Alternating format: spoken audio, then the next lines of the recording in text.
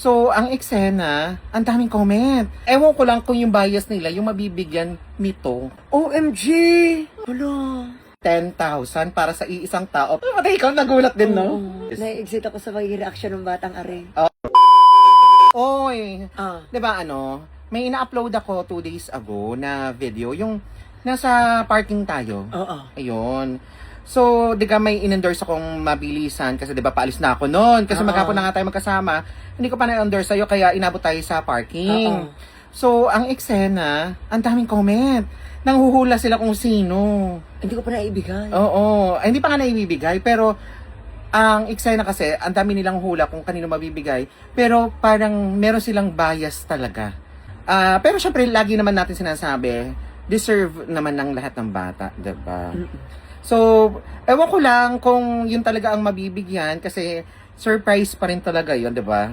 Surprise yun talaga sa mga bata. Surprise. Wala pa, hindi pa nila alam. At saka alam mo ate, Mm-mm. iniintay ko talaga na, di ba halimbawa nagbigay ka sa akin? Ah, yes. Hindi ko agad binibigay. Oo.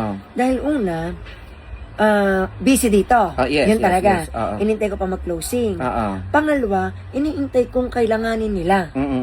Dahil mahirap naman yung halimbawa kasasweldo lamang, tapos ibibigay mo. O kaya baka magastos sa iba. Oo, yung mga halimbawa kailangan nila. Katulad nito, nagpetsa de peligro. Ngay, oo nga. Oo, Yung kaso video lang, mo na ang daming nagbale. kaso lang ang nag-leave.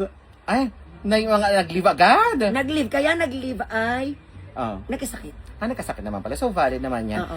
Pero, syempre, gusto kong pakiligin ang mga followers natin.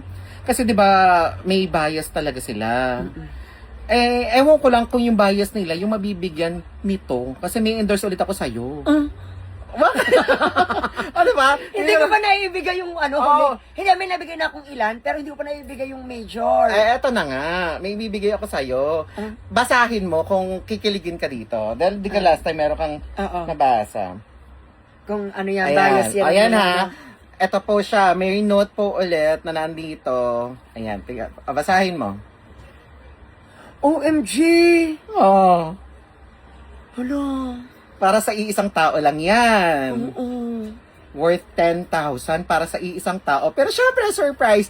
Tingnan natin kung yung isa sa mga biases nyo mabibigyan. Oh my Pero God. alam mo, nung binibigay yan sa akin, sinend yan sa akin, sabi ko, this is it. Maraming matutuwa pag Oo. naibigay ito sa kanya. Oo. Kaya nga, diba? Ate. Patay ikaw, nagulat din, no? Oo. Kala ko nga, dala ko yung nag-iisip din ng para sa batang are. Dahil syempre, meron akong mga naalamanan, Oo. meron akong mga nakita, Oo. ay, nakakatuwa. Oo, meron agad nag-initiate na Kung sa sa akin, may pagpaparagdagan pa ito. Yes, tama. Salamat po. Di mo pa Ang babait ng sabihin. mga sorry.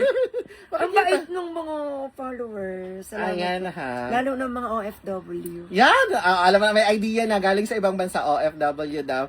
So, 10,000 yan para sa isang Para sa kapitbahay isang staff. tao. Excited Galing. ka na may empatin yan sa, Oo, sa kanya.